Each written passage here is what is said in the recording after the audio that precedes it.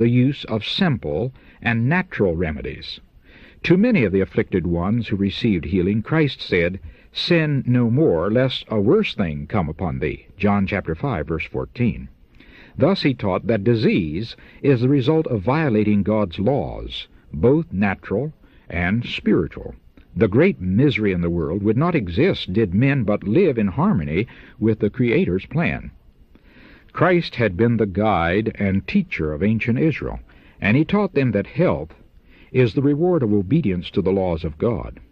The great physician who healed the sick in Palestine had spoken to his people from the pillar of cloud, telling them what they must do, and what God would do for them.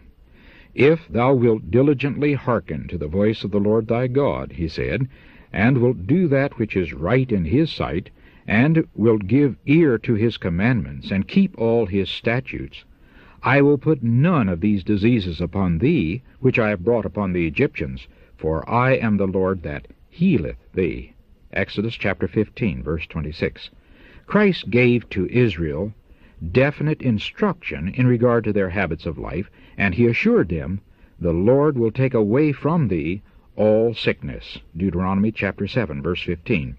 When they fulfilled the conditions, the promise was verified to them. There was not one feeble person among their tribes. Psalms 105th chapter, verse 37. These lessons are for us. There are conditions to be observed by all who would preserve health. All should learn what these conditions are. The Lord is not pleased with ignorance in regard to his laws, either natural or spiritual. We are to be workers together with God for the restoration of health to the body as well as to the soul. And we should teach others how to preserve and to recover health. For the sick, we should use the remedies which God has provided in nature, and we should point them to him who alone can restore. It is our work to present the sick and suffering to Christ in the arms of faith. We should teach them to believe in the great healer.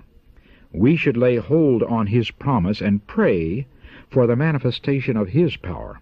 The very essence of the gospel is restoration, and the Savior would have us bid the sick, the hopeless, and the afflicted take hold upon his strength. The power of love was in all Christ's healing, and only by partaking of that love through faith can we be instruments for his work. If we neglect to